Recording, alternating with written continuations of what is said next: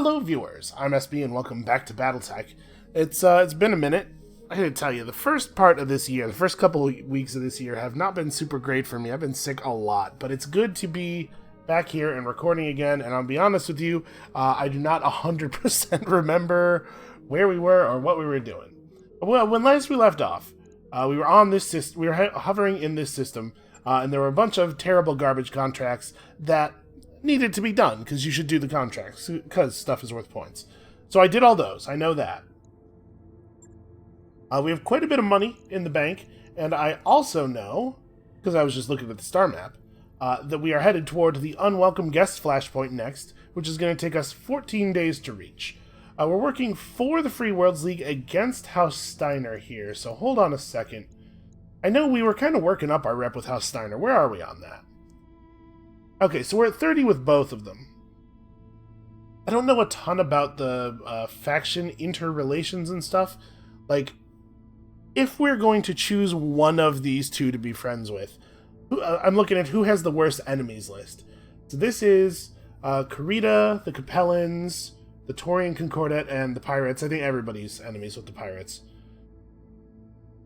And this is just the Capellans and Steiner and the Pirates. Okay, so the Free Worlds League, like, I don't know for sure that we're going to pursue an alliance. I don't think there's any score for doing so, right?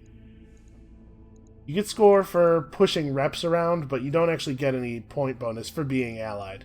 So I don't know that we will necessarily ally with anybody, but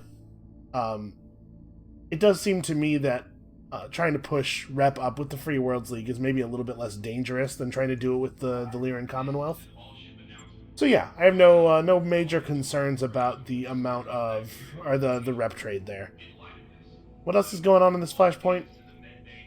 House Merrick requests your assistance in removing an unwelcome Steiner presence from its territory. Bring a light lance and your best pilots. In this deployment, speed will be of the essence. A light lance, huh?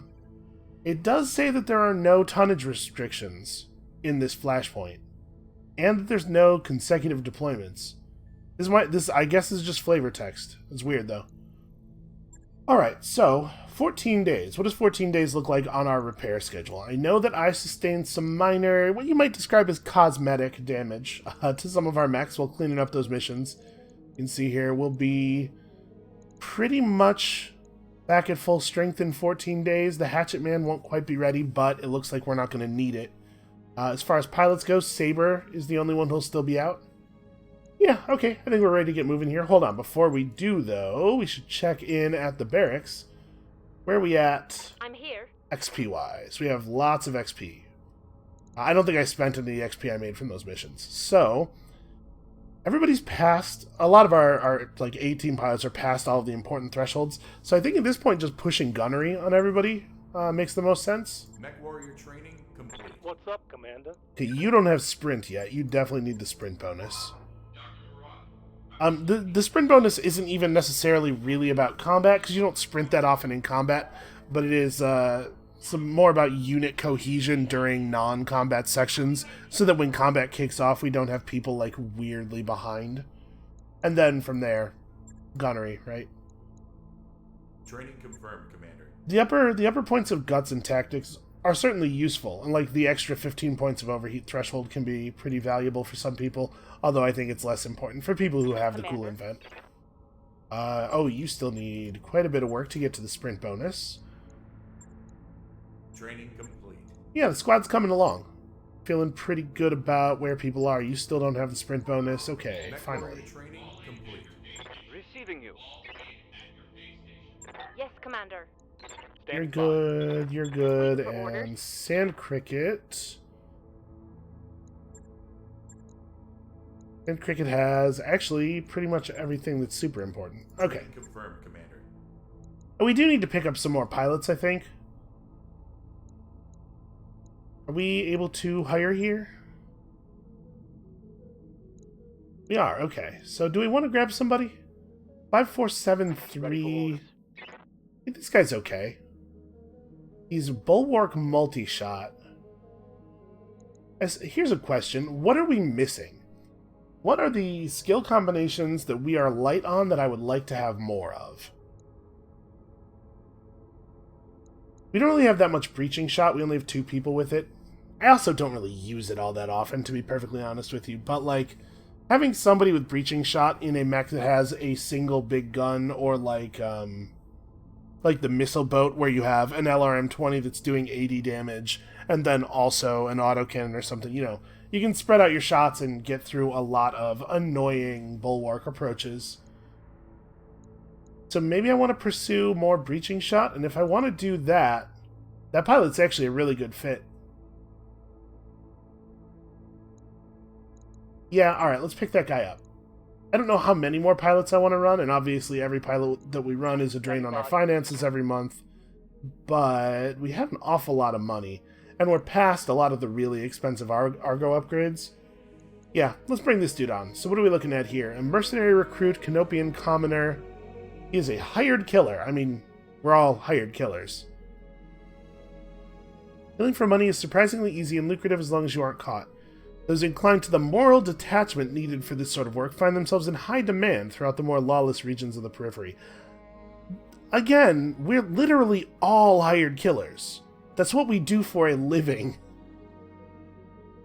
Okay, yeah. Welcome aboard. What's this dude's name? Welcome aboard, Coyote. You can't see their real name until you hire them. Alright, so Receiving you.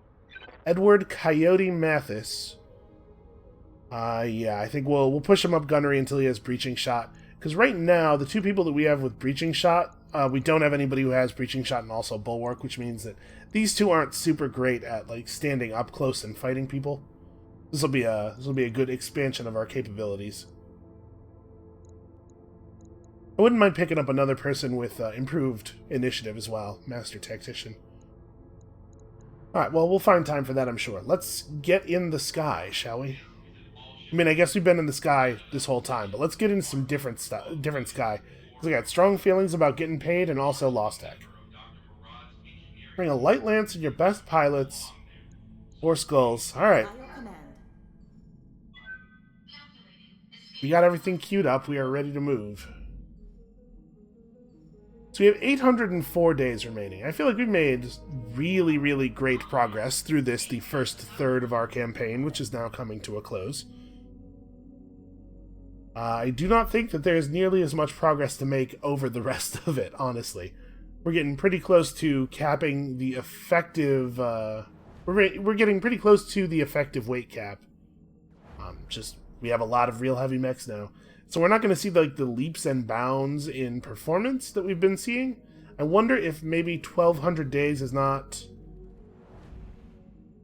I wonder if this is a campaign length that is ill-suited to the power curve that the game provides, you know? It seems like a long time. I guess, in a lot of ways, we've been pretty lucky. It may be the case that it's not, you don't usually move up the power curve quite so fast. Crew is bubbling with enthusiasm about a local cliff diving competition here in the Pilpala system.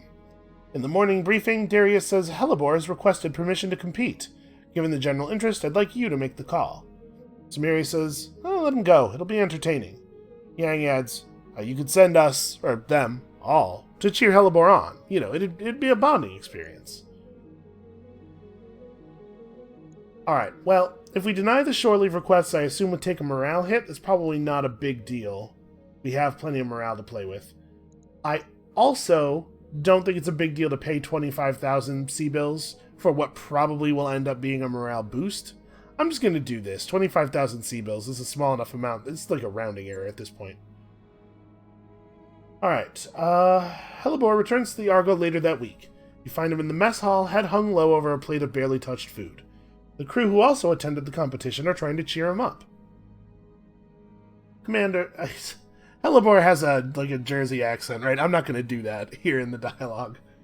Commander, thanks for letting me participate in the cliff diving competition, he says. It didn't go quite like I hoped. Those locals, wow, they have no fear.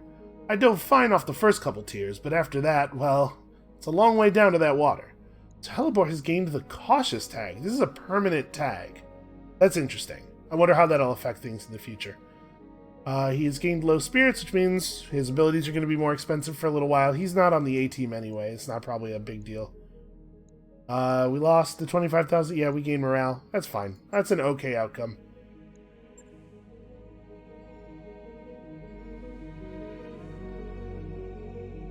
Alright, so to be perfectly honestly, I don't remember whether there were any actual changes in those, that list of repairs that we just ran through.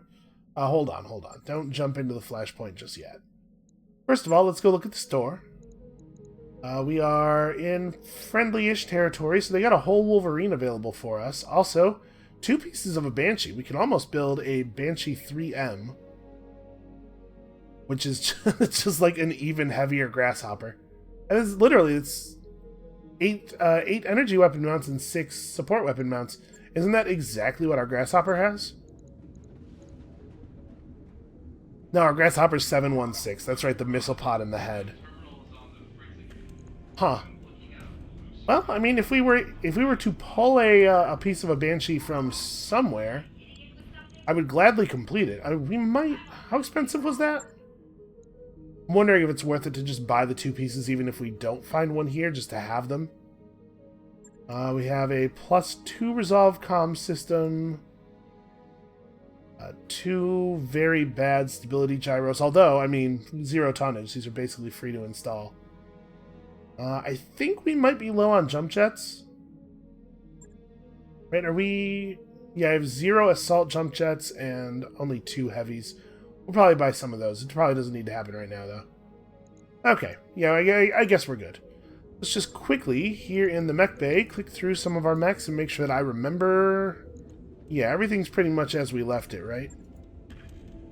We have the 2 grasshoppers, and I'll be honest with you, I spent quite a bit of time while I was sick playing my other BattleTech campaign, so I'm a little flustered as to what is in which game. Anyway, we have to engage the Flashpoint from the Argo menu, right? But hold on, before we do that. Okay, so there's a bunch of Free Worlds League missions here, and they're actually fairly difficult. 3.5 Skull Assassination mission probably has a pretty good mech at the head of it. Then a couple of 4s. Alright, these will be interesting. This will be fun. Who are these up against? We're gonna just completely tank our pirate rep, aren't we? Okay, Capellans, I don't care about that.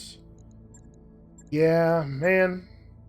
We don't have to keep our pirate rep high, it turns out, but I would like it to be high enough for them not to, completely close the black market to me. Alright, let's do this. Have we dealt directly with House Merrick at any point during the storyline? I don't think we have, right? I'm trying to remember. The guy with the mustache, Graf Stieglitz, was that dude from House Steiner? Was he a Lyran? I don't remember. Mr. Oliveira, Commander Ballard, welcome to Pilpala. What do we know about Pilpala? A newly acquired Merrick system on the edge of Liao space, Pilpala recently changed hands when the Free Worlds League moved in a large number of mercenaries that dominated the few Capellan troops stationed there. The planet's mercantile population is uneasily adapting to the regime change. As you have no doubt noted, this system falls within the borders of the Free Worlds League. Unfortunately, our neighbors in the Lyran Commonwealth have elected to violate those borders. Are you guys neighbors? Isn't the Capellan Confederation, between them and also quite large? Lyrans, huh? That's unexpected. Last I'd heard, it was House Liao that was agitating for control of Pilpala. The truth of the matter is that we've had no end of trouble pacifying this system. Still, we are obligated to try, and this makes House Steiner's recent encroachment all the more troubling. They've even had the temerity to build a military stronghold on the planet's surface. Well, how'd you let them do that? And you want us to destroy that stronghold. Yes, but you won't be able to do it on your own. The entire structure has been hardened to the point of comedy. House Steiner has a great many faults, but under-preparing for conflict has never been among them.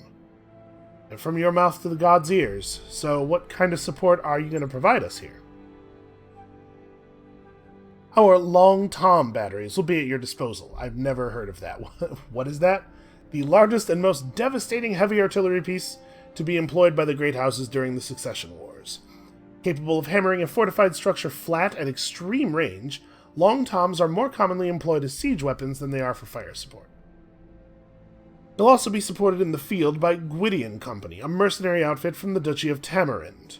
They'll hold the LCAF's attention while your lance places the targeting beacons for our artillery. Province of the Free Worlds League. While the Duchy of Tamarind suffered greatly in the Third Succession War, the recent discovery of fissile materials on Kosciuszko, maybe, has brought in an influx of new wealth and political capital. Okay, so some minor kingdom. And the LCAF is, of course, the Lyran Commonwealth Armed Forces. You're going to need their help. Because of the timetable for this mission, you're going to want to run a swift, low-tonnage lance. And as previously mentioned, Steiner defenses tend to run heavy. I don't want to talk us out of a job, but why can't you just lob a couple dozen shells at the stronghold without marking it? It's a static target, so you can shell it with impunity. Yeah, I was going to say, it's not going anywhere. Couldn't you just, like, spend some time dialing in the aim? Well, that we could if we didn't care about the subsistence farmers living in the tropical forest that surrounds the structure. Oh, yeah, good point. Fair enough. We aren't like our Capellan neighbors. House Merrick will not wash its hands in the blood of the innocent. This artillery strike must be surgical, precise. No collateral damage. Got it. I can get on board with that. I don't know that Reckless necessarily has any compunctions about collateral damage, but I appreciate this guy's desire for precision, and I especially appreciate the way that it gets me paid, so. Good. And with that, Commander, I will take my leave of you. I shall eagerly await the report of your victory. Okay, so he's telling me, contracts awaiting approval, yeah, okay. He's telling me to bring a low-tonnage lance, I think, not because there are tonnage restrictions, but because I need to move fast.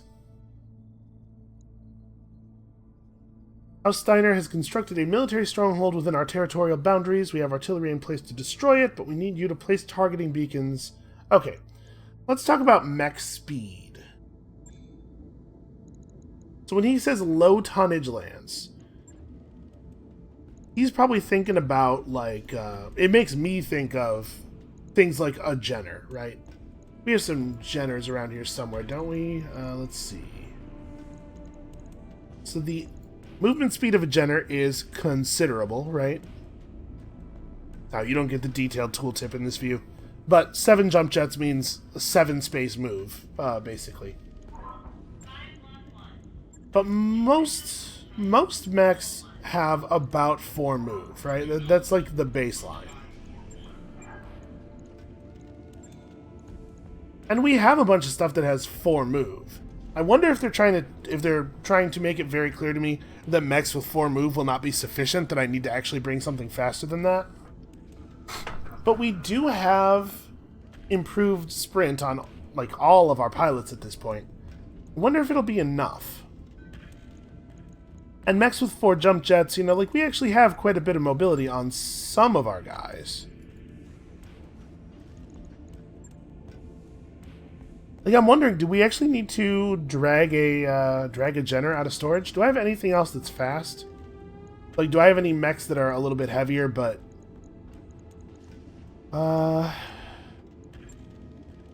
Okay, there's no way to sort this storage view just by, like, things that are complete but not in the ready state.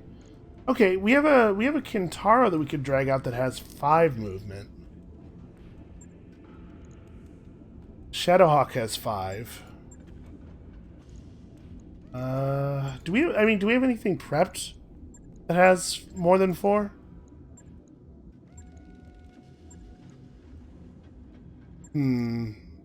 Okay, we have a couple of lighter mechs that have 5. I'd have to probably refit these a little bit. Let's see, this Griffin is 680 armor. Trebuchet's even lighter. Honestly, it probably doesn't need to be refitted. 3 of 5 is probably good enough. So, like, what? We bring... Let's go ahead and go after this. It's quick draw. Ah, quick draw is also 5. It's even more lightly armored, though.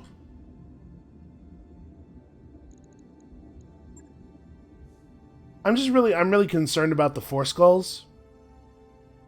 Like, bringing low tonnage mechs that don't do a ton of damage to a 4 skull mission does sound like it could be suicide.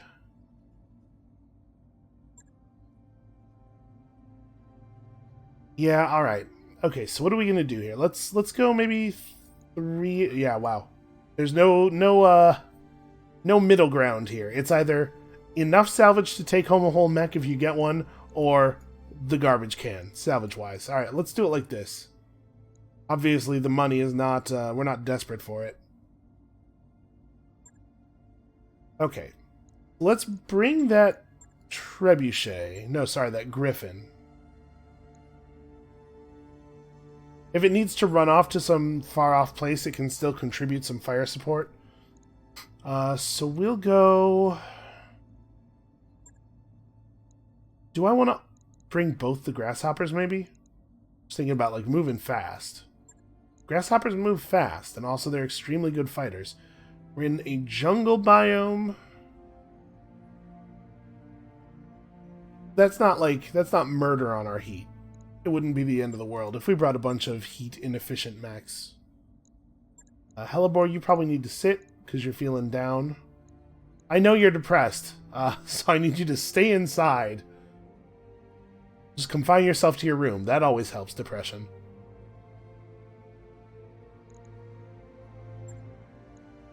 I mean, I would hate to not bring the Thunderbolt. I really love this autocannon. I would also hate to not bring the Cyclops because I love this initiative bonus. So maybe we trade out the Black Knight for the Trebuchet. Just make that the move. Trebuchet is not... It was the Griffin. And then... The Griffin's going to want to be in the hands of somebody who is doing... What traits do we want on you? Maybe, sure footing?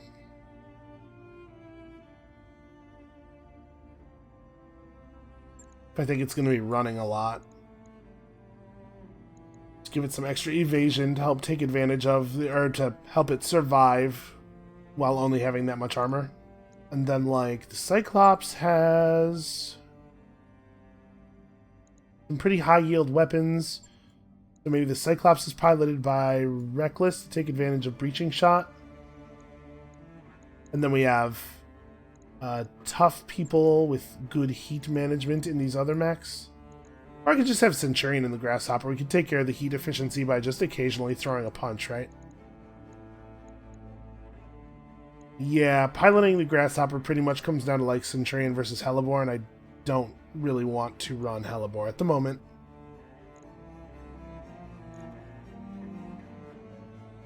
Bulwark plus the initiative bonus is definitely interesting. And we definitely could make use of Sensor Lock. There are times when we do not really have a shot with this thing. Yeah, maybe that's the right play here. Maybe we move the Grasshopper on Initiative 4, right? Okay, yeah, I'm comfortable with this. Centurion does have both Bulwark and Sure Footing, though, which is a lot of extra toughness.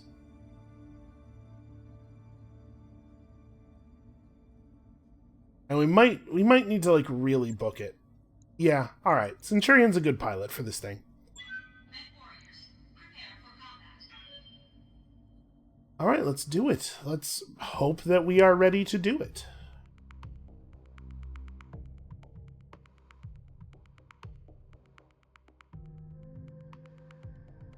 So if we get in here and it turns out that I didn't bring any mechs that are fast enough, and we have to bail on the job, it'll hurt our Free Worlds League rep, and it'll hurt our MRB rating a little bit, but it probably won't be the end of the world, and we'll get to do the Flashpoint again later. So really, I think this is pretty low risk. This is almost more of a fact-finding mission than an attempt at the thing.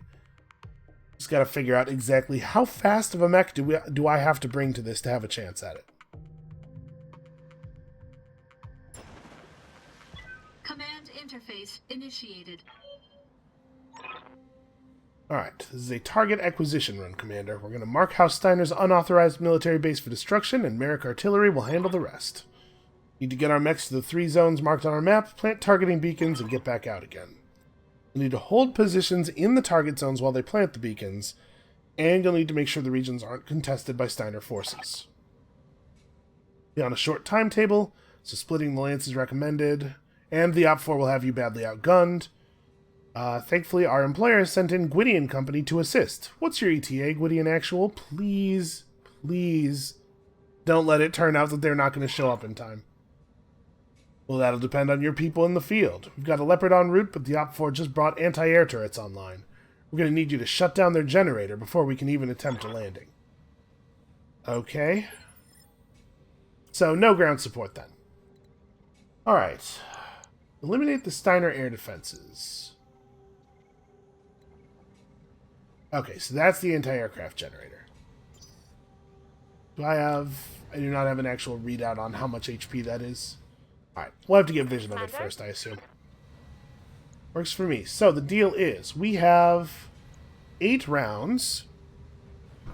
Yeah, that's an 8. Yellow on yellow is not super easy to read. Also, I'm sitting really far back for some reason. You know what? Slouching is good. I do enjoy a good slouch. We need to get into this zone, and that zone, and that zone. And hang out there for 2 rounds, so I actually only have 6 rounds to get there. Honestly, that doesn't seem like that much of a distance. I think we're going to be okay here. All right. Cool. First move, enemy contacts. Oh, I definitely have the fast animations on. Yep. Okay. On my way. So the Griffin's going to run in this direction. Yeah, see, it's a little faster. It's not amazing. So what, we probably want to, like, post the Cyclops up over here. I got a sensor trace. What we'll do is kind of post up the Cyclops over here, have these 2 push through to there, and have the Griffin break off to this side by itself. And it can, hopefully, contribute fire support safely from a distance. Do I want to go first here? That is a 60-ton mech. Light sniper turret. Let's do this. Let's hold for now. Hold on. I want that mech to come to Standing me. by. I don't want to provide it with a target. They already have vision of me. It's a little unfortunate. Alright, well, they're stripping my evasion. I'm not too stressed about it, but whatever that was, it was definitely not one of these turrets, right? Moving on 4. So, it could have been a Locust. Like, that was an LRM-5 pod. It's not necessarily anything to worry about, but there is a suggestion that we have enemies over in that direction. If I take a couple of shots here and we start, like, really losing evasion, I'll just go ahead and have it run forward. And I would love to make them fire at me as ineffectually as possible from a very long range. I probably don't want to go all the way down to 1, because I want to make sure that we're all moving before the turrets, right? Moving to position. Alright, give me vision. What do we got? That is a dragon. Anti-aircraft generator is probably a pretty high priority with only 100 health. So Dragon's got an AC5 on it, but on the whole, it's not that terrifying. And it's got the same cockpit every other mech has, right? So I can split my shots here. We could put a PPC plus the LRM-15 into the anti-aircraft generator here and probably take it down. And then with the 5, just, yeah, I don't know, we don't have anything useful to do with the 5.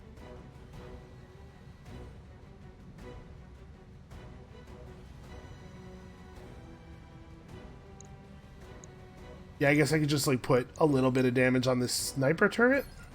Because we're pretty likely to get we're, like, extremely likely to get the aircraft generator. I can split fire a little bit. Just make somebody's life a little bit easier in the future here. Splitting targets.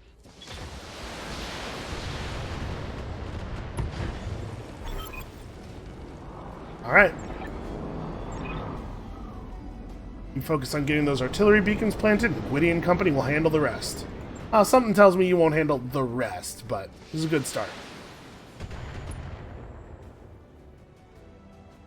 That turret is gone. Alright, so we know there's a vehicle over there. We also have some new allies that I'm going to have to check out in a second here. New allies who are intentionally running through the spore cloud. Doesn't seem like a great strategy to me. Alright, so we got an 80-ton something that moves on 2. Do Shrek PPC carriers move on 2? That might be what that is. Our allied squad here is a catapult, a trebuchet, a panther, and a Jaegermech. Alright, well, not exactly the 4-skull squad I was hoping for. That's a panther, for Christ's sake, but not terrible. We can work with this. Is it time to go for the head? So we could go for the head with the autocannon and try to just get super lucky. Or we could go for the head here. Like, we're very, very likely to get some head hits, right? And just try to work it down over a couple of turns. Because I would love it if I didn't have to barrel all the way through all of this thing's armor. Waiting for orders.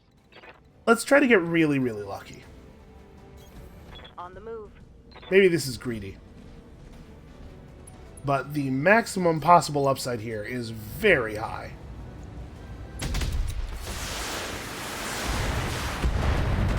And she's been doing a pretty good job of that lately. I thought it was worth a go there.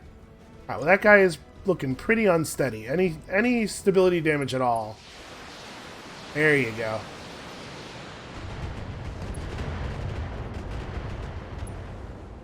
Alright, so now he's down, so the grasshopper gets a nice clean shot on him. I wonder if we can take that leg. Looks like going through the center torso isn't that much different than going through the leg in terms of HP that we have to work through. Coordinates received.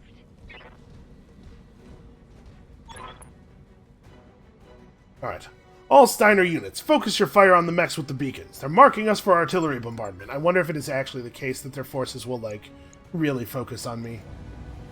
Because honestly, it's like, that might not even be that bad of a thing here. Yeah, 147 versus 140.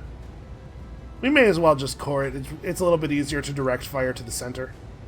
Engaging target.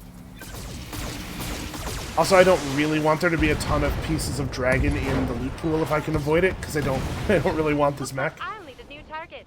I think we already have a dragon, right?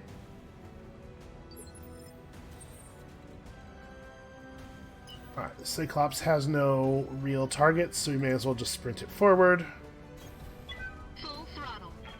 So we're going to just, like, sort of accidentally get this one as we're passing through. Alright, Cyclops is in a good fire support position.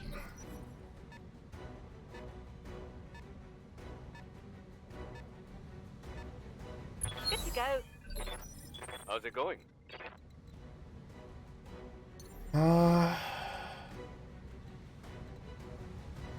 Okay, we know there's something up there as well. I may want to, yeah, just move forward into a position like this where I don't have vision of that thing, so it doesn't have vision of me. What do we have incoming? A Jaegermech. Okay, the autocannon Jaegermech. And that's a demolisher, so very high priority. What are we looking at here? Large amounts of health. So there's still something kind of weird going on with the vehicle targeting.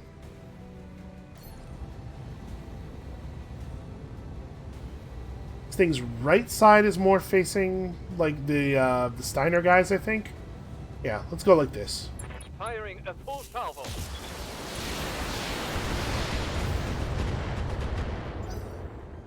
Okay, that certainly was not an 88% hit rate to the side. It was pretty evenly spread out, but we can work with that.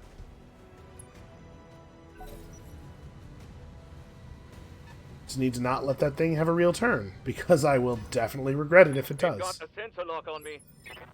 Yes, Commander.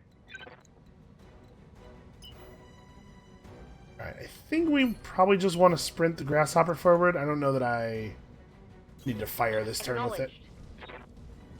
We can go get on this thing right away, and then we can press toward, like, if the Griffin's having trouble getting over there because of more mechs coming in, I want to give myself the ability to press toward it from multiple angles, try to give the thing some cover. Okay, he's firing into the right arc. I like that a lot. Yeah, we're getting there. Yeah, this is not something we're going to be able to just trivially run one mech over and claim, unfortunately. Do I even want the Thunderbolt to go with the Grasshopper anymore? Probably not. I think this has got to be the play. Unfortunately, I cannot get a shot on anything that matters. So do I sprint along or do I move up and sensor lock something? No, I think I sprint along because I don't think there's any sense in sensor locking any of the distant enemies because the Demolisher is such a high priority anyway.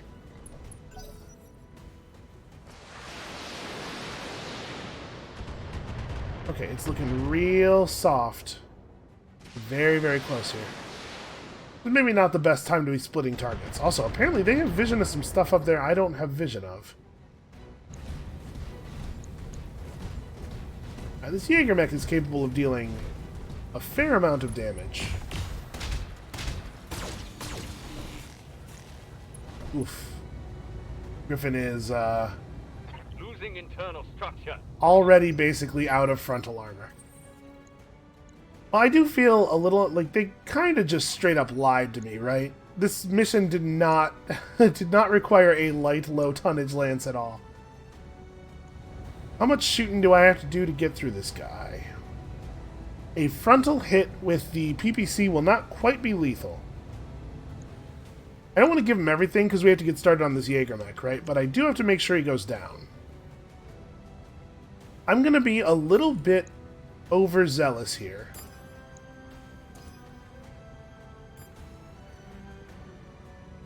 Pluses here are... There's a lot of stability damage, huh? Maybe I swap these. Start working on knocking this guy down. This is probably a little bit more fire than it's going to take to bring down that Demolisher, but man, I don't want that Demolisher to get a turn. Multiple targets.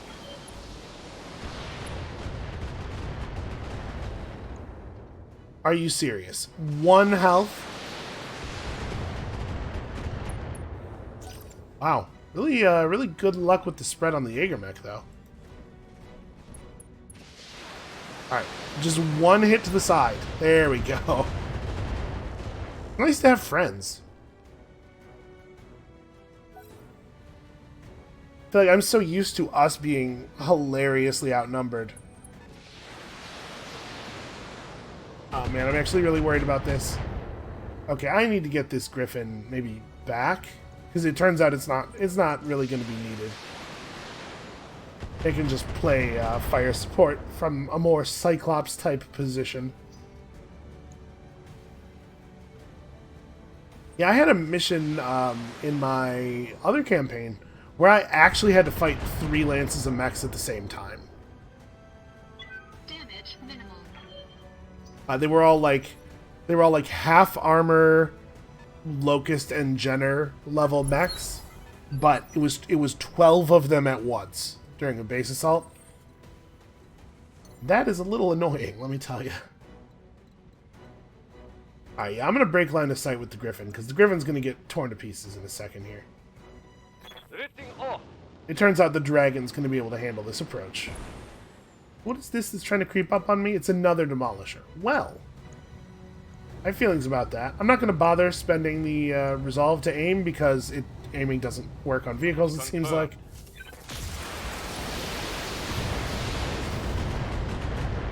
Yeah, honestly, that distribution looked very similar to me.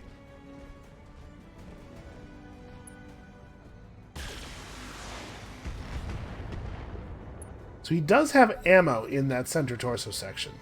We might be able to just core him with a lucky explosion. Alright, they're going to try to focus all of their indirect fire on the Griffin, which is fine by me, actually. It's a good distraction. Now we're on this zone. So what do we have here? A fully armed quick draw and a catapult that needs to go down like yesterday. Let's start with you. So out of curiosity, no center torso stuff. I think I might want to try to work the head. It's going to be a little tricky to coordinate with the Steiner guys on this head thing. because I'm sure they don't actually aim. The potential upside's pretty high, but like they're just going to do a lot of damage to the center. And if I'm trying to work the head and they're trying to work the center, we're not taking optimal advantage of our combined fire capabilities. It's just LRMs on the opposite arms. You could do a side torso thing, just try to rip off the LRM pods instead of going for the fast kill. I think I'm just going to start working the center. This will be best for teamwork. Oh, I got a head hit anyway. It's a lot of guns, you know? Well, you guys love that spore cloud.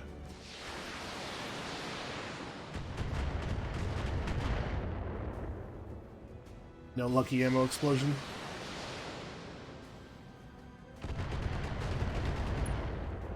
I actually really do a lot of damage when I focus with that mech. Grasshopper is fantastic.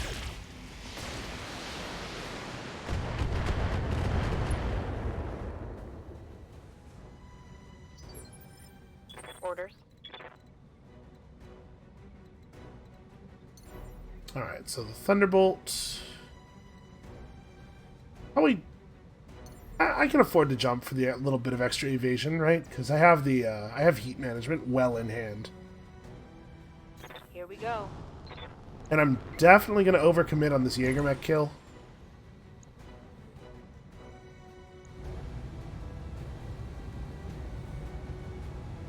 I can probably turn off the missiles, actually. Yeah, I said I was going to overcommit, thinking, you know, we may as well make sure it goes down, but right, we do have kind of an ammo problem. The autocannon will get the job done. Hostile removed. Alright, so I got like 3 rounds to make it over there. I'll be honest with you, I did kind of forget about the Demolisher. We have so many things going on. We got another Thunderbolt. The Grasshopper's going to take a little bit of a beating here. Light damage. Holding firm. Hopefully up to the task enough to survive it. Okay, so this beacon is down. I do not have to wait here any longer. You don't have Bulwark. Your weapons are fairly hot. And you're not really a target right now. I think we can just run forward into the water here. So, what am I firing at this Demolisher? Is it everything? There's a pretty good chance that the Demolisher will just go after the Panther instead, given how ineffective its weapons are at any kind of range. Instead of my guys, I mean. So maybe I don't need to be super panicked about it. And we could totally get a kill on this guy, right? See, we're looking at 120 or 64. Am I? What arc am I firing into on this? I'd be firing front, so I can hit the right side. Okay, that's interesting. I'm going to give the catapult a little bit more attention. Let's say we go...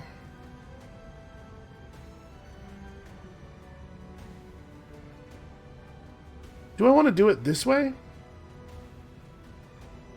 If I don't fire both the missile pods, the odds of us getting the kill on the catapult are pretty low. I don't think the Demolisher is going to shoot at my mechs. Yeah, I'm going to do it like this. Engaging. The catapult is a greater danger to me. Boy, like no frontal hits at all, or no center hits at all, huh? All right, now that thing's aim's a little screwed up. Hoping that'll be enough.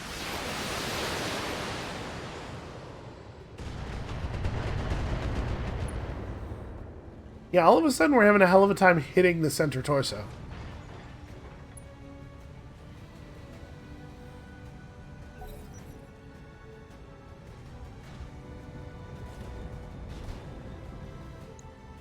So they did sensor lock the Griffin.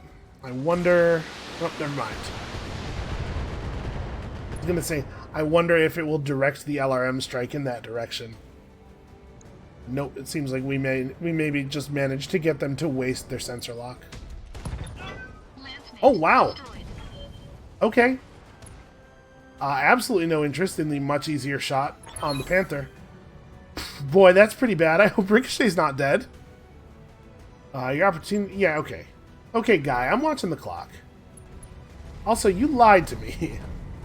We are not friends. If Ricochet's dead, it's on this dude's head. Yeah, that's... I mean, that traditionally is why we have taken Demolishers very seriously. But also, I have a Grasshopper that's just kind of like out here in the open. And I also wanted to take the threat to him seriously. We ended up not actually getting the thing that I was worried about killed in the first place. But basically, we just got the worst possible end of both of the parts of that. Alright, so that is my right torso.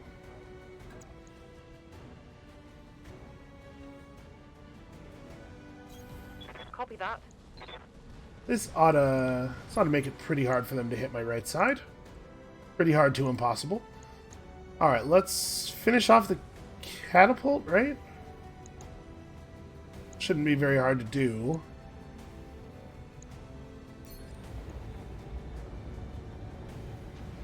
Let's see here. So I would love it if I could get some... Why is the readout not working here? There we go. What do I actually have to fire here?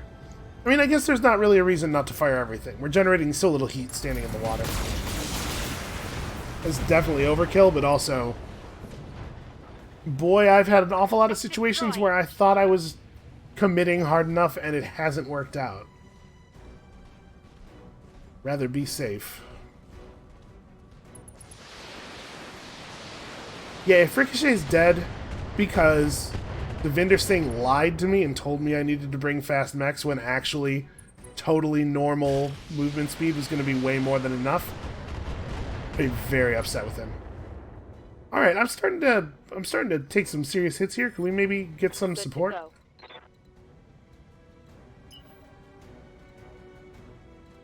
Okay, if I actually jump over there, I don't have... Huh. I can't shoot anybody from... Oh, because I hit sprint instead of jump. Standing in the spore cloud makes you take a ton of extra damage. Yeah, I don't really want to sprint for this right now. I want to jump into a support position. We got to kill. We have to kill attackers. Like, very important. Acknowledged. I can sprint there from this position next turn.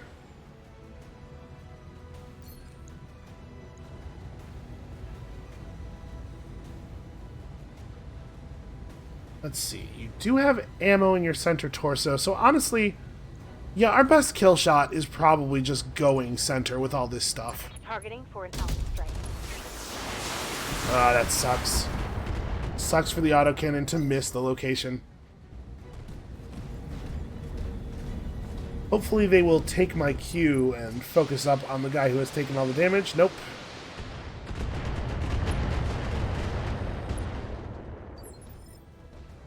Well, I don't hate that either. That's not a terrible outcome.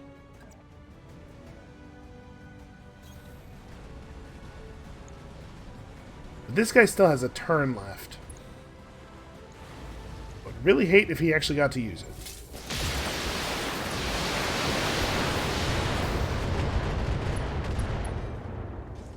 Not a single one of those 35 LRMs hit the center torso, I think. He was doing a really good job of making sure that guy's center torso cannot suffer an ammo explosion.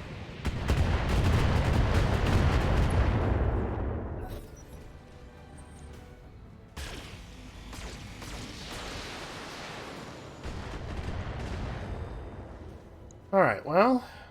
Armor breach. Internal damage.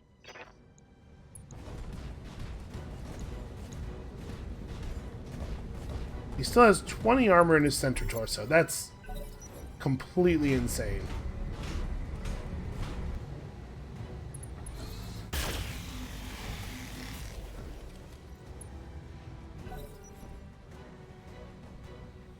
The amount of focus fire we've done on that guy, there's no way. He should have center torso armor left. Okay, good. And to split things up is very, Light very damage. good for us. Holding firm. Yes, Commander. Alright, so you are now allowed to take actual cover, which is great.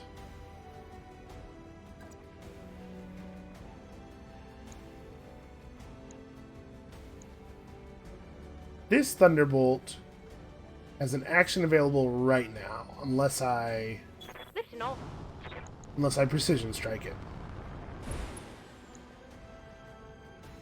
This is a different design that still keeps ammo in the center torso.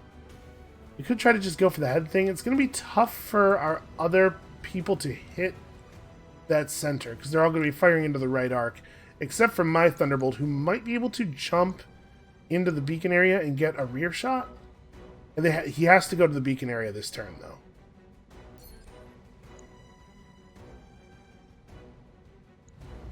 So do I just go for the headshot?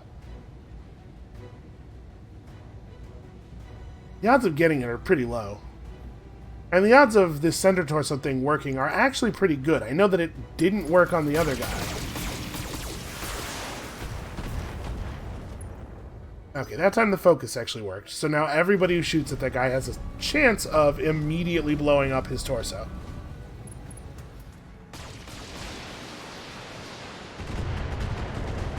Oh, he's firing in the rear arc and managed to not hit the center torso at all. Okay, now they're both showing. Yes, Commander. Can you... you cannot move while being able to fire into the water. Well, we gotta go.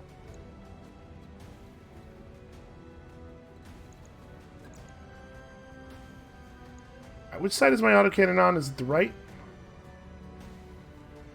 No, it is the left. Okay. Double time. Let's go.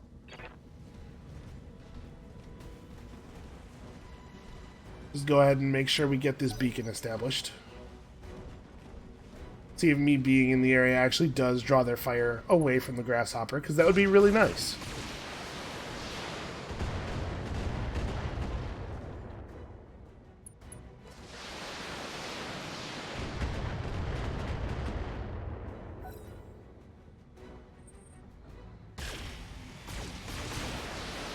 No, it's just flavor text. They don't actually focus on the beacon mechs at all. Warning. Armor low.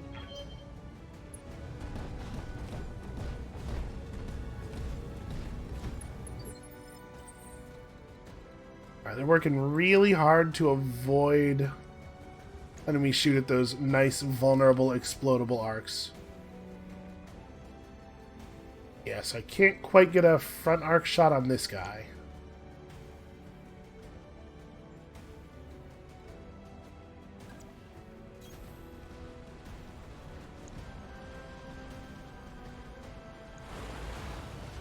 Alright, every projectile has a chance of causing that explosion.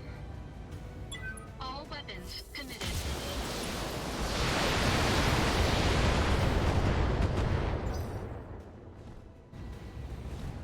Unfortunately, center torso hits are somewhat unlikely from the sides. They're not impossible, just somewhat unlikely.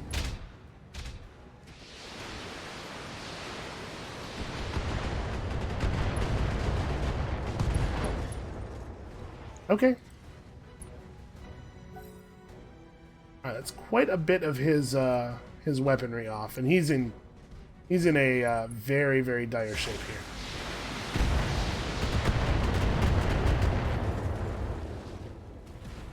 Alright, them focusing on the Cyclops is like very, very good for us.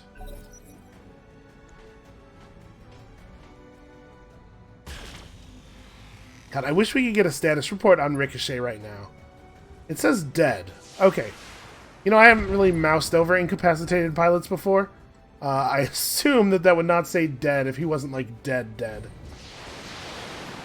Alright, well, and to be honest with you, this has somewhat reduced my desire for an alliance with House Merrick, I'm here. if I'm being honest. quick draw does have to die eventually, but like we're still working these thunderbolts, and this thing's missing its whole right side. So now all of my shots from this side are going straight into the center torso. That's definitely something worth thinking about. But maybe the play is to move with the thunderbolt first. I cannot stay in the area and get a frontal shot. That definitely colors my decision making a little bit.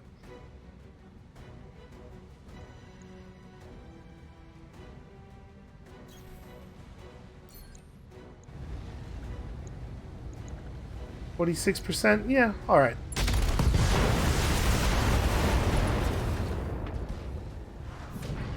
Target neutralized.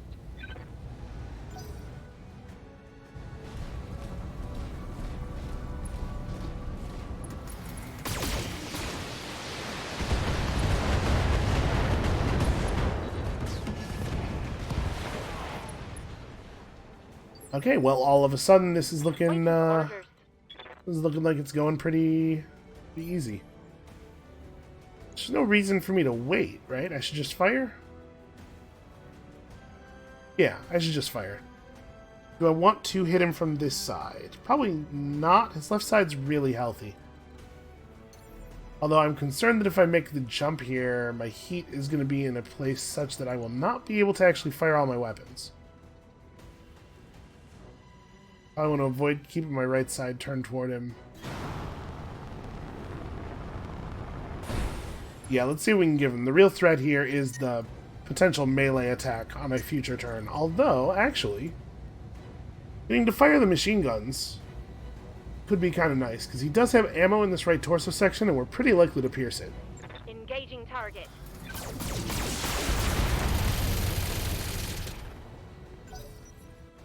Well, we got through, but not through enough.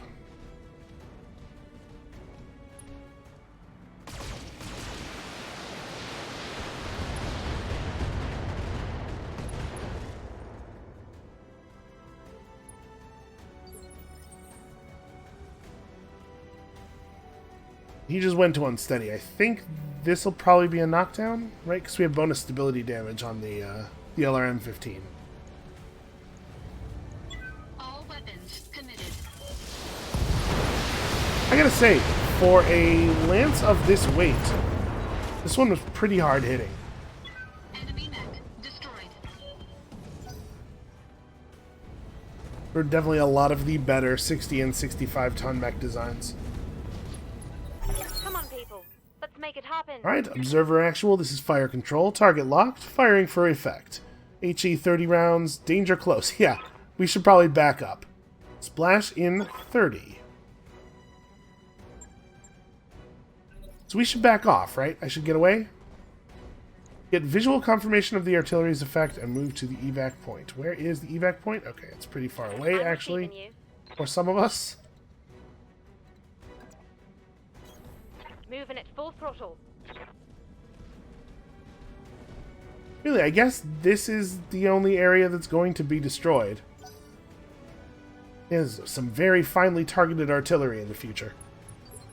Ready for orders. Copy that. That ought to be fine, right? We could go over here. I think this is walkable. Cyclops is the one that's going to take forever to get to that evac.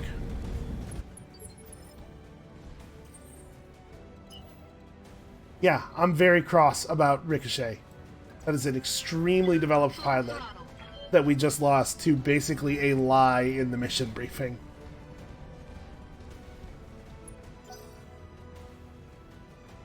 People got to be more careful with the flavor text in their mission descriptions. Artillery fire. Anything that sounds like it could have actual mechanical meaning should have actual mechanical meaning. Standing by. And if you don't mean that I need an unusually fast lance to do the thing, please don't say that.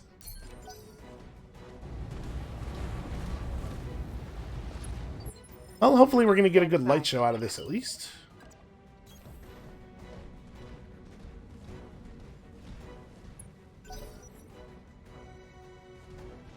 These guys are really not, like, backing up very much. And again, just, like, crowding in the spore field. If a piece of shrapnel comes flying off of this building, And you're standing there in the spore field, you're going to feel like a real idiot when it hits you.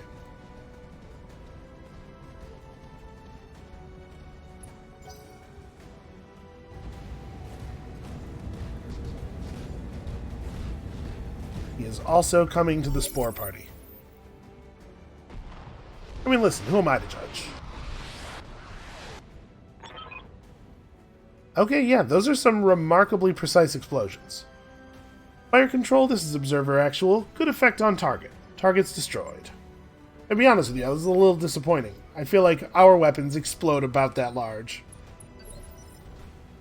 Waiting for orders. Well, good news is we're basically already gone.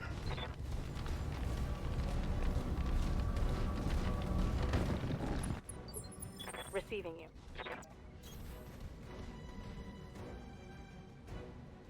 I feel like I don't really need to watch my allied movements or allied units move around at this point. You can maybe just skip this stuff.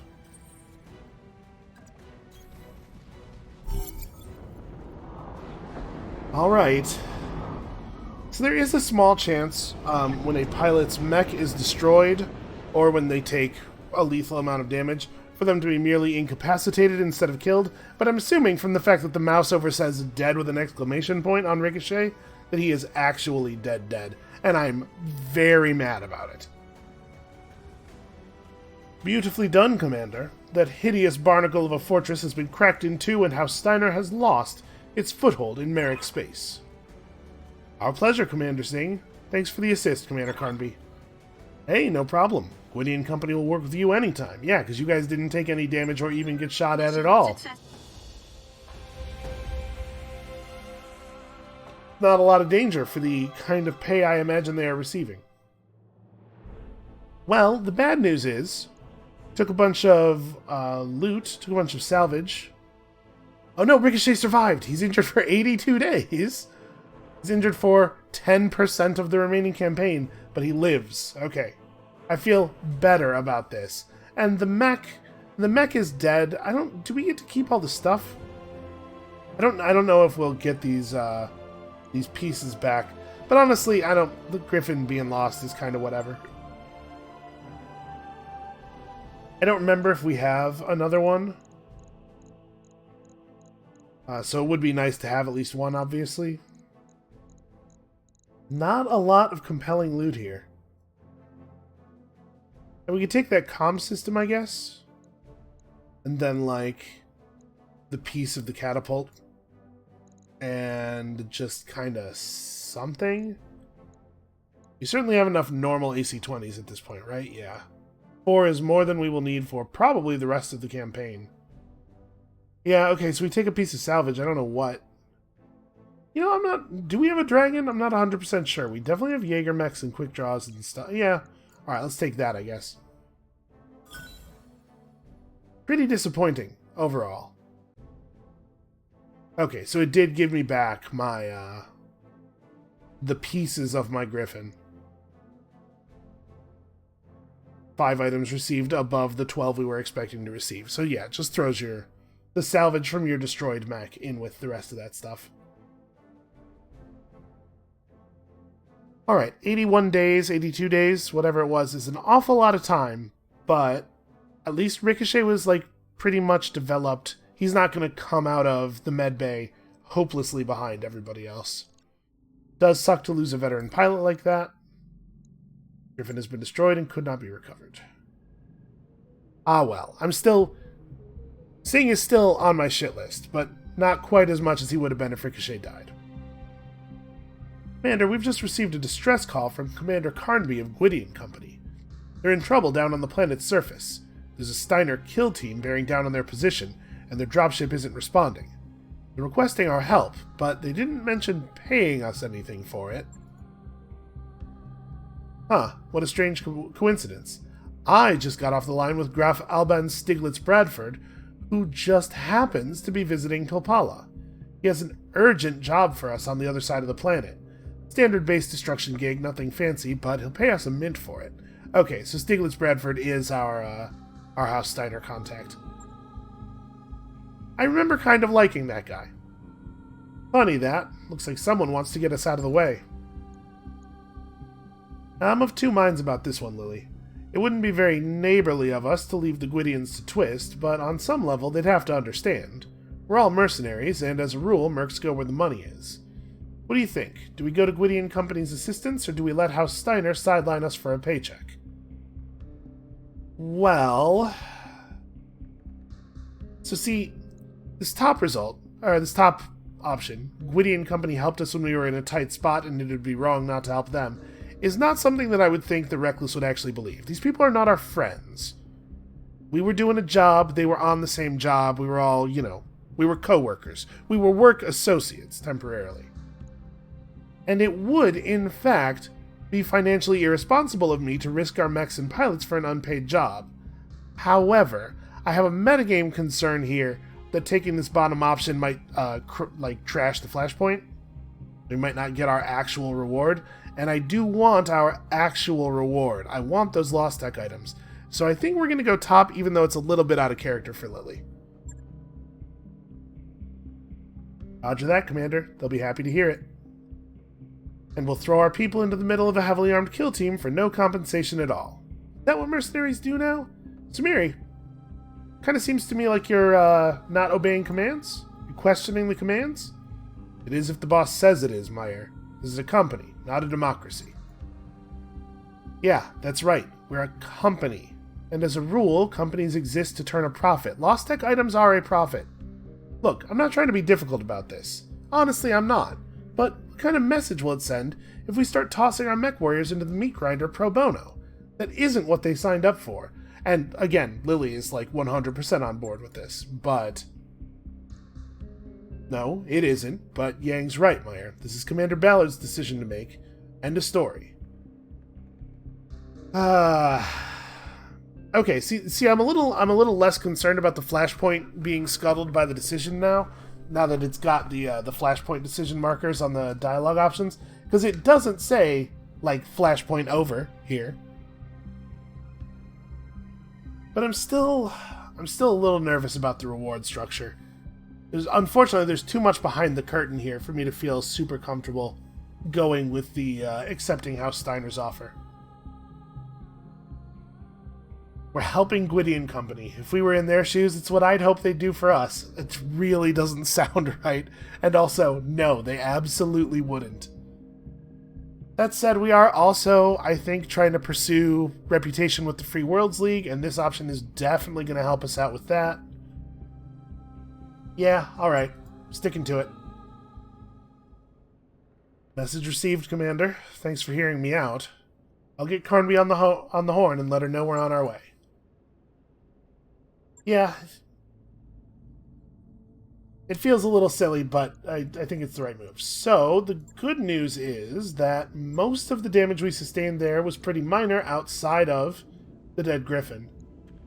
Do I really need to do repairs? Like, we definitely want to take the Grasshopper with us, right? So what is the actual structural damage here? 14 points. The arm's pretty torn up. Yeah. Yeah, best we go for the repair. Apparently all this kill team stuff can wait a day. I'll get it in the schedule. We could just take the other Grasshopper. Right, the close range weapons don't really get used all that much. Yeah, I guess we just go now. Why not just go now with the other Grasshopper? Okay, yeah, and let's go ahead and do it. I know we're like pretty late into the episode, but also there was not a lot of footage last week, so I don't feel bad going over a little bit here. Thank you, Commander Ballard. You're doing us a solid that a lot of other mercenary commands wouldn't. My people have taken shelter in a subterranean bunker. We're safe for the time being, but the Lyrans have us penned in and our water supply isn't going to hold out for much longer. Ah, okay, so that's why it could wait, because they're not in, like, active combat. They're hiding and under siege. And in there, take down the kill team, rescue Gwydian Company. Alright. I really don't feel like this is what our character would do here, but I think it makes the most sense for us from a reward perspective. And you know, that is a thing that motivates Lily. She's very reward focused. Alright, so what do we want to bring in this third slot? We have a long-range mech. We also have 2 mechs that are super short-range, right? So we could bring, like, the large laser PPC Thunderbolt. It's a jungle biome again, so there's likely to be water. Honestly, I like that quite a bit. Black Knight also has a large laser and a PPC. I guess that's the better option. If we're thinking about this thing, it's the Black Knight over the Thunderbolt, right? Thunderbolt's actually better armored. 5 medium lasers and that stuff. Versus 1, 2, 3, 4, 5 medium lasers and that stuff. But Black Knight, while a little bit less armored, is a little bit more mobile. The 4 jump jets, like, a lot more likely to be able to find a back shot or something. This Battle Master is outfitted a little bit more for close range combat. Yeah, man, it's remarkable how good Thunderbolts are. Let's take the Black Knight, I guess. The combination of a little bit of extra speed and a little bit of extra heat efficiency is I think, going to make that the right call. I kind of think we want to pull Hellebore in here, even though he has the low spirits, just because the heat management is really important. Could be Rocket, I suppose. No, let's go for the heat management. We'll just hope that we don't have to do precision strikes with him very much.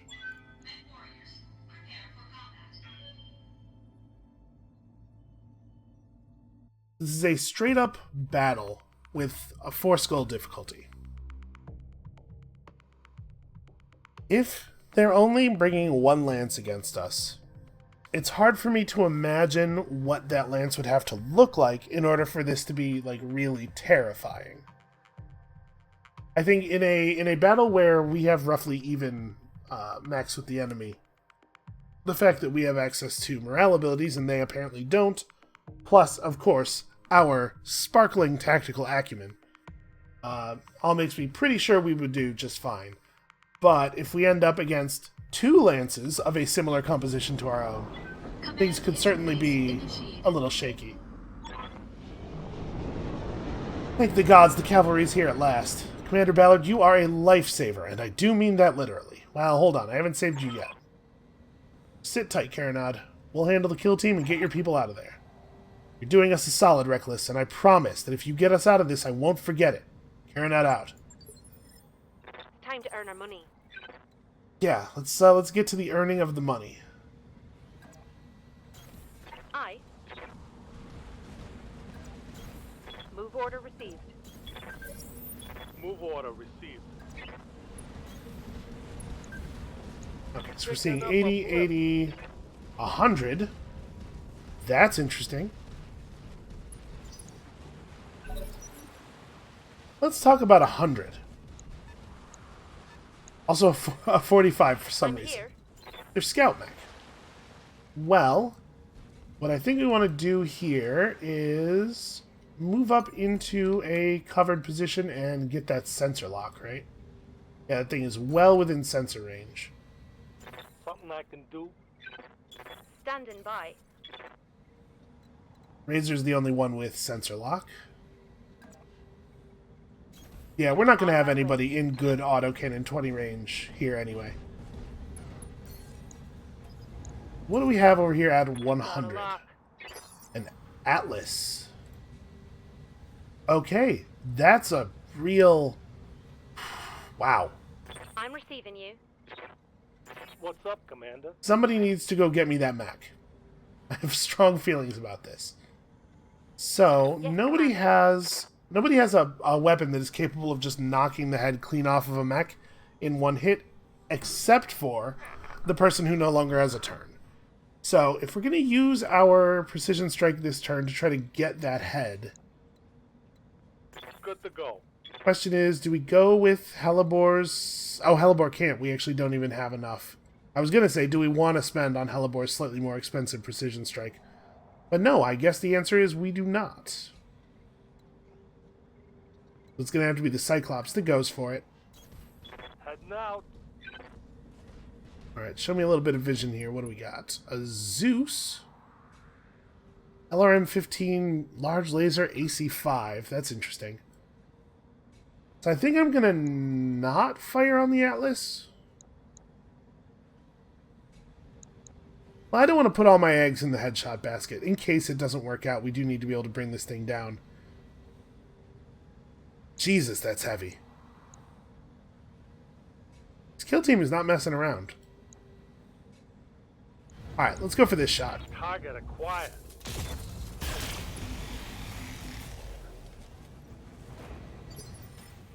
If we can't pull the lucky headshot, we still gotta have a plan, right? Actually, on you I might wait. Can't quite make it to cover over here with the jump. Yeah, I'm gonna reserve the grasshopper for a moment here.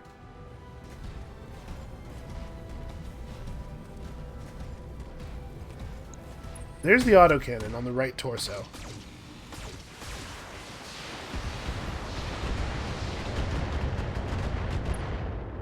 I don't want to go for this headshot to try to kill the pilot, right? But maybe I need to go for that right torso section with the aim shot instead. Okay, I can get a clean strike here. Yeah, we probably have to do that.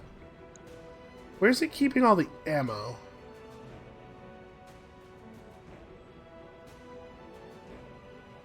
Ammo in the legs, I guess? Yeah, right side and left side. So we did some damage to this leg, but with them having 2 ammo bins in 2 different places, we're probably not going to get lucky enough to get both of them down. And I don't really want to destroy it via destroying the legs, because of course we want to try to leave it with 3 pieces of salvage. So I guess we go after the right torso. Man, that's a lot of health.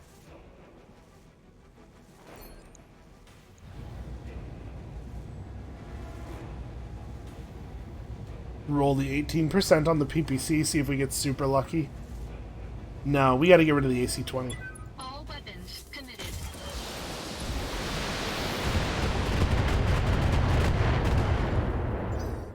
Alright, well, that was something. We did some okay damage there. This guy's... yeah, this guy's also pretty loaded.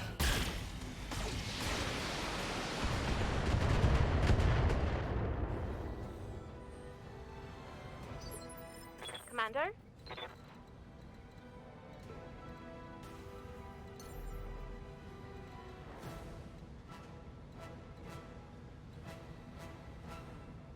I kind of want to run up. Like, I know it's dangerous, what with him having that particular autocannon and everything.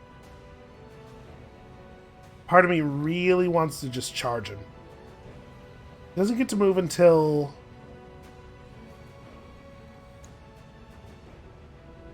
his heat's actually pretty high, though, and his heat threshold is bad. Rushing him with the flamethrower might be a really good idea. I'm gonna go for this. Engage jump jet. I might be able to turn him off. At least make it really awkward for him to fire.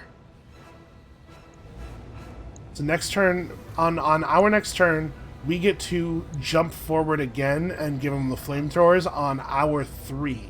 So he doesn't have time to react. I think this is the right move. Also, more misses than I'd like to see there, but also some good shots to the right side. This is a Victor 9B. Also packing an AC-20 and basically no other weaponry. If we can get the autocannon off of this guy, we're in good shape. Waiting for orders. And he does make it very available, doesn't he? Okay, so I have to jump in order to get the autocannon, or in order to get the flamethrower shot. I am not going to be able to shoot quite as much as I would like here. All right. But I think the outcome is going to be very favorable. Alright, so what can I afford to actually shoot, aside from the short-range weapons? Alright, that's not too bad. This is going to be a lot of heat. I don't know if it's going to be enough for a shutdown. Do I want to go for the precision strike here, too? What are we actually offloading damage-wise? 60s, like 100 and low hundreds. Yeah, that might well be worth it.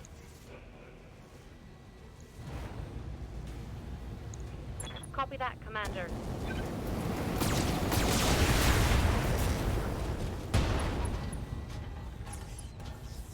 Critical Okay, hit, Commander. we got 2 hits on the AC-20 and destroyed it.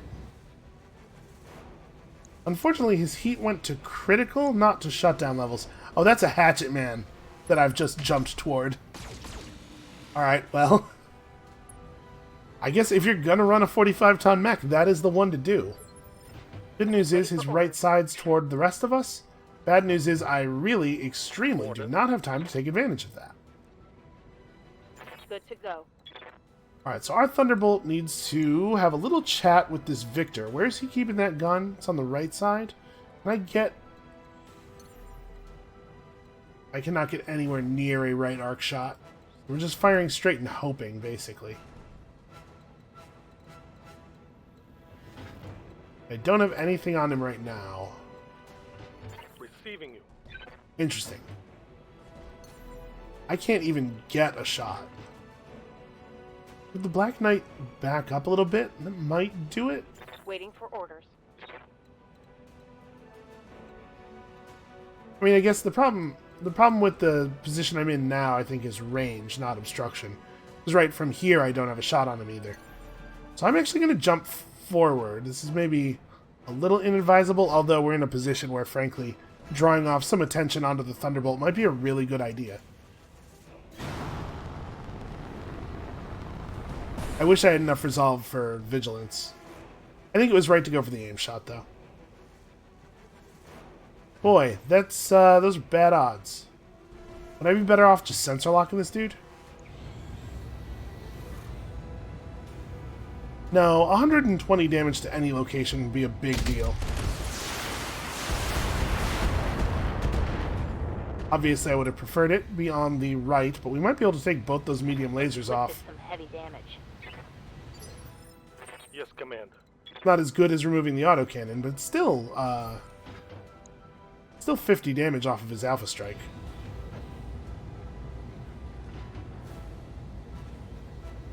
So, with him not having the AC-20 anymore, he's still definitely the priority, like, he's still a very important target. But I'm wondering if we should be trying to take out the Victor's autocannon as well.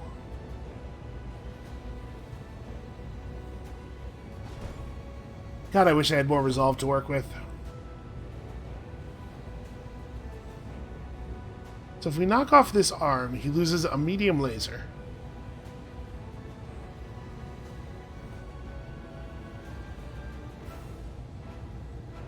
Yeah, I think we better keep hammering the Atlas here. I'm really torn. Just don't want to take another shot from this autocannon. Yeah, alright.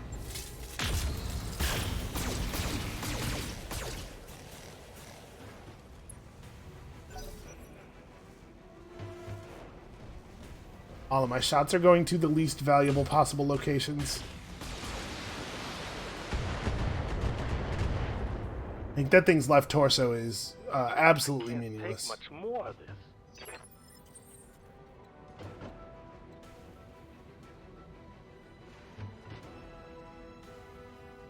Alright, Reckless does not actually have bulwarks, so I'm going to be a little bit careful here.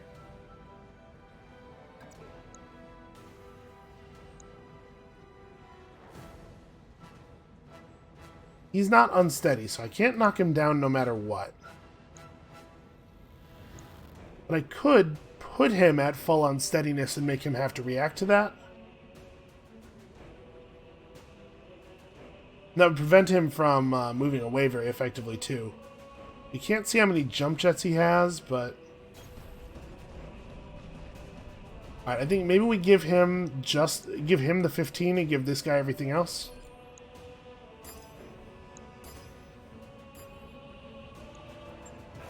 Engaging multiple targets.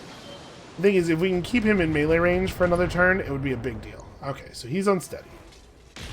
He's not really going anywhere. Seeing some good damage to the right side. We got that arm off. That's good.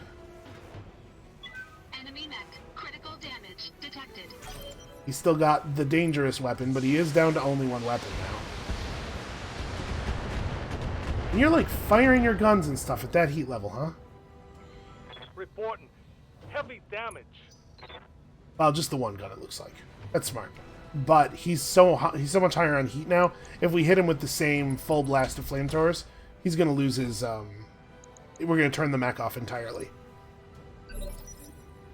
I'm receiving you. Also, that's a concern, that hatchet man. I certainly can't flamethrower him out. I think... what? Why is... my mouse cursor is here. I'm trying to mouse to here. What is going on? Okay, what I really want to do is find the spot where I am furthest away from the hatchet man, but I am still able to engage the flamethrowers into this guy's right arc. So I'd love to shear off the other side of his weapons. I still want to try to take him down through pilot damage, but that's looking less and less likely because we're not getting any pilot damage. I want to try to make it to the hatchet man. Would have to run all the way through this forest in order to be able to punch me. Here we go.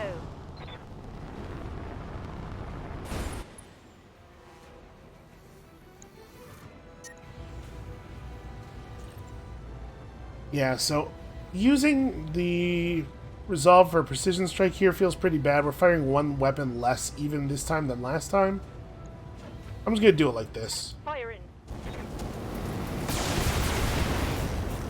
That's shutdown heat right there, I think. Yeah. Scored a critical hit. Alright, so he gets no action this turn. And he's... I think when he, oh, he had enough move. Okay. That's not the end of the world. They're banging This through my dude armor. is a real problem, though. Commander. They have managed to assemble a pretty harsh lance. Really, I can neither walk nor jump to cover. Only two places that are very close to cover.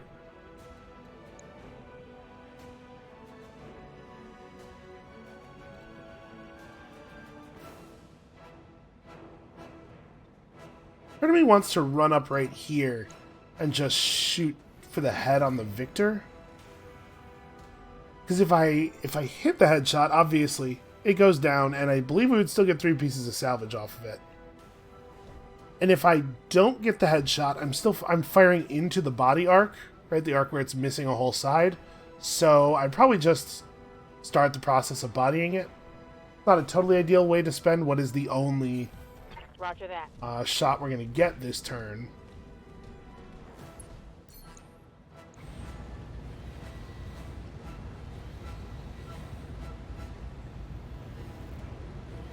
Yeah, I'm going to go for it.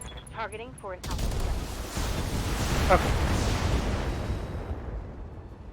So, big hit to the center torso. This thing's going to die pretty soon. We got a single missile. Oh no, it was 2 missiles, I think. In on the head, which is fine, I guess. It's okay. Alright, I gotta make a targeting decision here. Are we gonna start... We should probably just finish off the victor, right? And finishing off the victor... Oh, I guess right where I'm standing is a shot to that arc. That works for me. Let's vent some coolant and drop this mech. 99 damage to the center torso to... Okay. Targeting for an alpha. We'll fire everything. I was debating whether I could afford to take it easy there, but no. Yeah, that took almost everything. Target eliminated. Alright. So they no longer have any huge autocannons left. But they do have still a pretty big autocannon left, and also the axe. So we gotta make a decision here.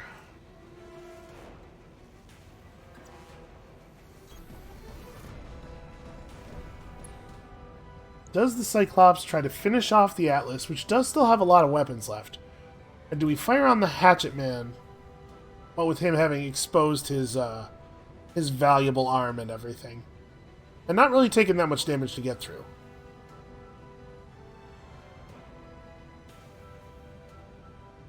Well, with him having Bulwark up, a little bit annoying to... it's a little bit annoying to go after him with these missile weapons. You can see we're going to suffer from both a serious damage reduction and pretty poor aim. So maybe what I want to do here is split my fire... Just give him one weapon to take advantage of Breaching Shot, and we can stack up the rest of the damage on the Atlas. Try to start blowing off torso portions if we can't get some pilot damage going. This is the way that maximizes our total damage dealt, because the PPC is quite likely to hit the Hatchet Man. Okay. It's kind of hoping for the torso portion instead of the arm, but that'll do. Alright, and that was quite a bit of stability damage there. Zeus is going for a rear shot on the Grasshopper, I think. Oh, interesting. Huh. It moved to a position where it doesn't have direct line of sight of us, and then fired its direct line of sight weapons. I guess it's... we can't see it because of distance rather than line of sight breaking, but... No, it definitely should not be able to fire an autocannon at the Black Knight from there. That's a little silly.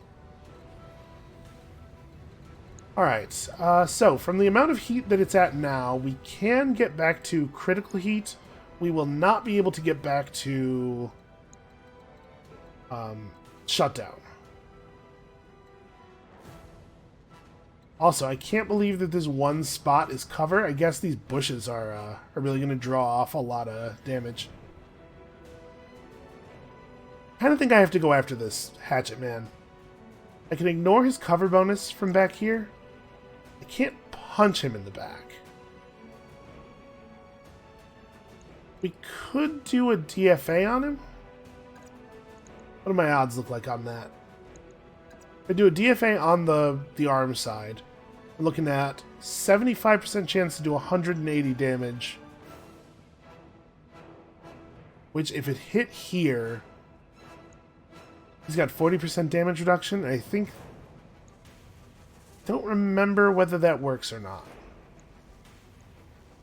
It removes guarded, which he doesn't have. He has cover. He has significant damage and stability damage. Like, it's a risky move. It's a big move. I would probably turn the flamers off for this because there's no chance of us getting an overheat on him. The thing is, I can't throw a punch from here the way I would want to. I'm gonna do it. Here we go.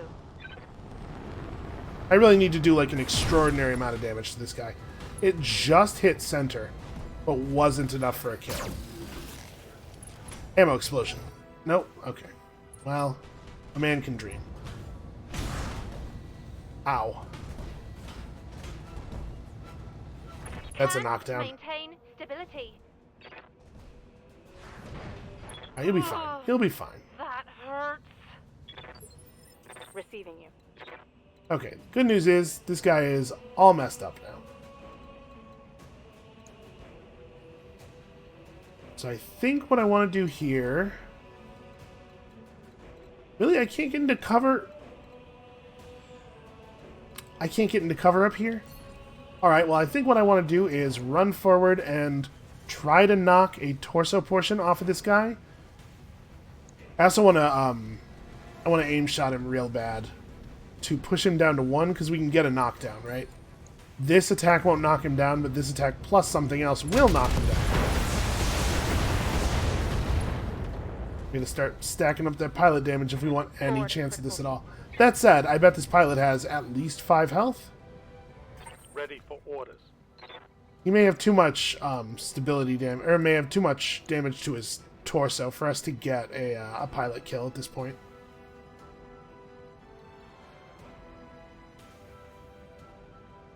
So if we were gonna just, I mean,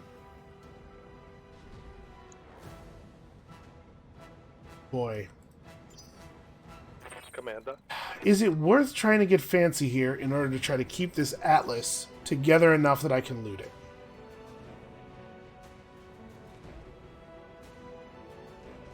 The odds of an ammo explosion are pretty good. Like, maybe I should work the Hatchet Man right now with the Black Knight. Because, like, it is actually a really significant danger. We do have to get rid of it.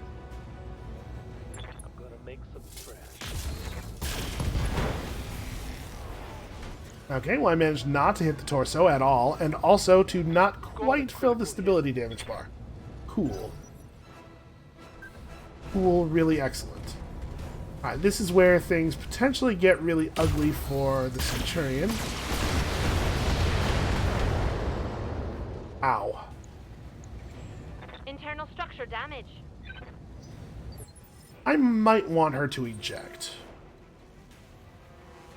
This fight's not really even close to over either. And I'm not going to be able to fire all my weapons with Reckless this turn, I don't think.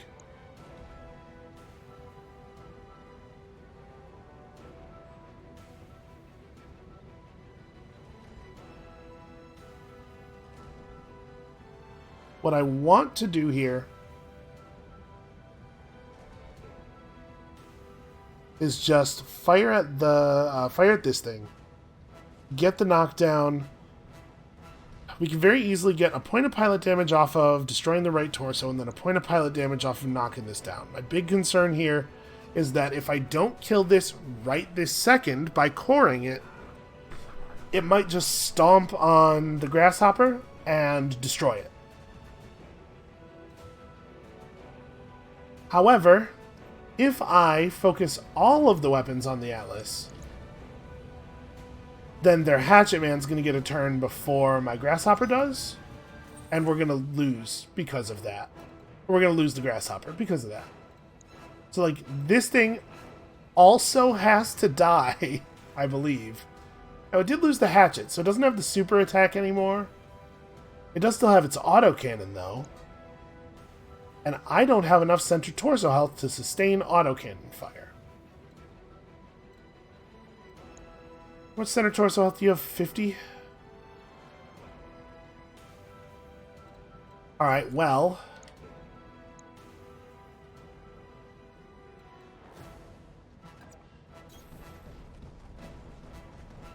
I think what we have to do here is go PPC to the Hatchet Man, and fingers crossed it hits center. We have the piercing shot, or breaching shot rather. So if it hits center, it's a kill. And then we give the other guy the LRM 20, which knocks him over and does the maximum possible damage. And we just hope and pray, because we are not dealing enough damage to kill both of them. Engaging multiple targets.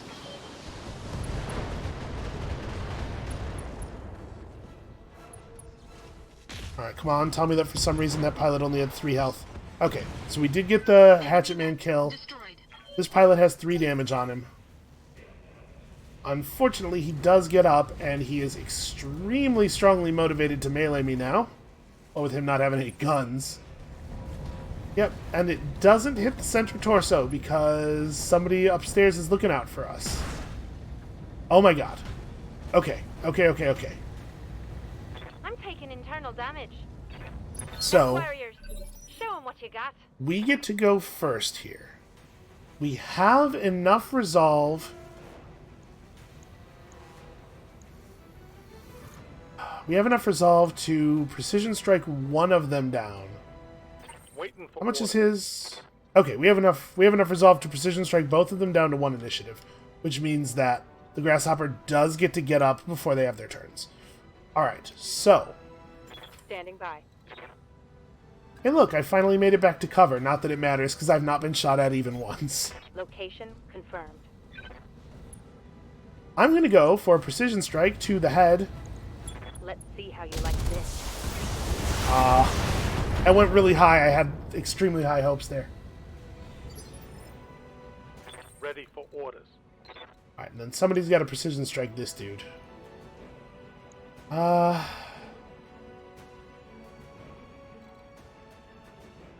So he has no head damage right now. We can't go after the weak leg. But I'm not going to be able to kill him with headshots, probably. Well, I mean, I don't really have a lot of options here.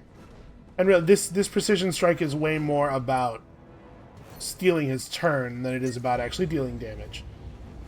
I'm going to go to the head. Turn off medium lasers. Crit. I mean, it doesn't really matter. Okay, so 83 center torso health. In order to kill him via headshot, we'd have to get him with 2 weapons. No, sorry, 3 weapons probably. Right, because he has cover. So, like, the large laser plus the medium laser would be 65 damage normally, reduced by 13 to non-lethal. So, if I hit him with a large laser and a medium laser to the head, it would not do the job, leaving 100 more damage that might end up in the torso, which would also not be lethal.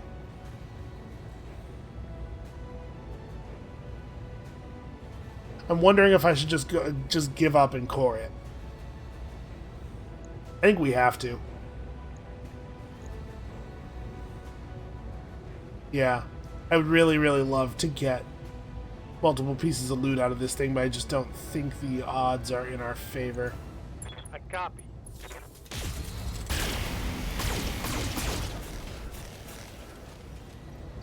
Okay, well, enough damage went to the leg that we got the worst of all of those worlds. So that's fun.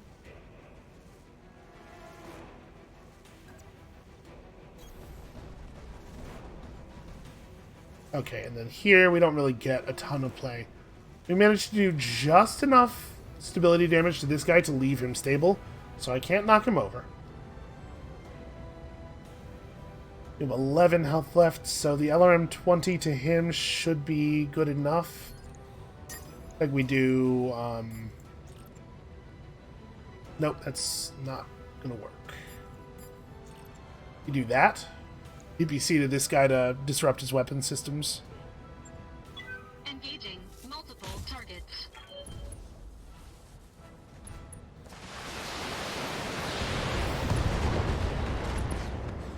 What a shame. What a terrible waste. Enemy mech destroyed. Alright, and then the Centurion... God, I wish this guy had spent a little bit more heat. I would love to just get up and flamethrower him into shutdown and be able to keep fighting. But with 42 center torso health, I think we just have to pull the ripcord on this one. I'm going to lose a pretty good SRM-4 here, which is a shame. Ejecting. But it's a hell of a lot better than losing the whole mech. So in case it was not clear, I think that's the first time I've ejected this campaign. When you pull the ripcord, it downs the mech, but it doesn't deal like a ton of damage to it or anything. Oh jeez, I'm actually showing a little bit over here. It downs the mech, it pulls the pilot out of the battle, and it does destroy the mech's head. This is why I was a little concerned. Okay, I think we just go for the rear shot, right? Let's try to take this thing all the way out. I guess maybe that wasn't... Maybe I could have... With us all being still kind of relatively healthy, we could have gone for the headshot from the front, I guess. Taken one more chance at that. But at this point, I just want this to be over. Taking the shot.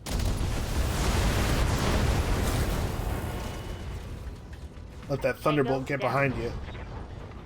Not a good idea. Alright, you've saved us, Commander. Gwydion Company owes you one. Yeah, remember that when it comes time to negotiate the final paycheck here. You better believe we're gonna remember it. Roger that, Mr. Oliveira. In your position, you better believe I'd do the same.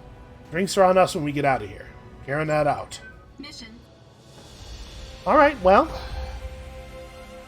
That did not go totally ideally, if I'm being honest. Some things about that were not super great. I gotta say, I think the Flamethrower Grasshopper was probably better there than the other Grasshopper would have been.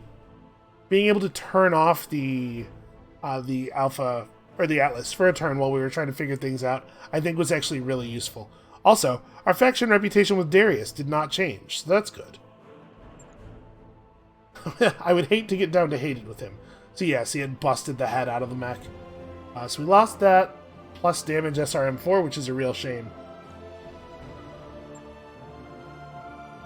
We're definitely taking a piece of an Atlas, and we only get one of these, huh?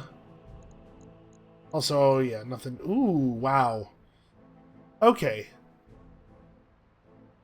My understanding of what this does, of what +3 hit defense is that it makes all attacks against the mech 3 difficulty classes more difficult, which is to say that they are 15% less likely to hit.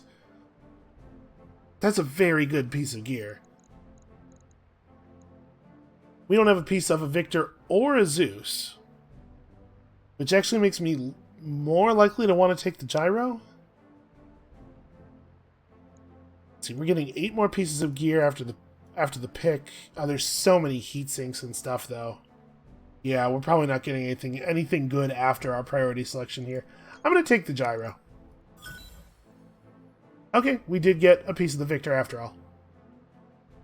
Not a bad pull, actually.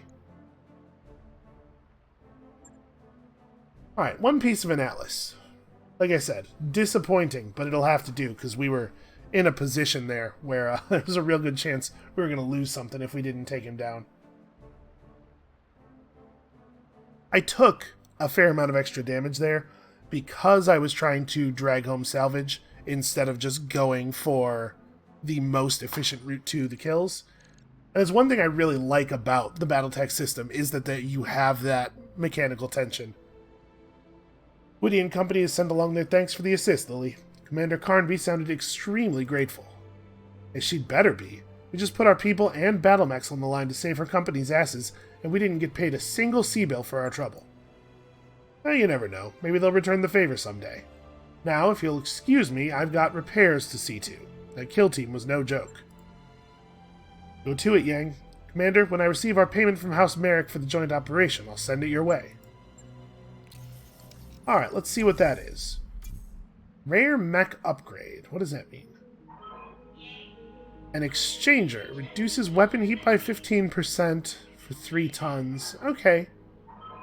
That's interesting. Unlike heatsink components, thermal exchangers are not impacted by the surrounding environment. Okay. I'm not sure, actually, how good that is. We'll do some math on it when we have a chance to install it in a mech. And then we have a terrible leg mod. Extremely difficult to imagine you'd ever want to use this. And just some kind of not that impressive stuff. So, we were supposed to get some Lost Tech, weren't we? Wasn't that... Huh. I guess this thing must be Lost Tech? It's fine. It doesn't seem terrible. Let me be honest with you, I'm, disappointed here. I'm disappointed both with how that Flashpoint went and the reward we got from it. That was just kind of all around not very good. Well, I guess that ought to be it for us for today. That was a pretty long one. I'll sort out the damage, figure out exactly what the repair queue looks like, and then we'll figure out what we want to do with the rest of the jobs on this system. It looks like we're going to have a pretty lucrative time here after that, which is good, because I could use a little bit of a morale boost, frankly. So yeah, come back next time for a whole bunch of difficult missions right in a row, and we'll see you then.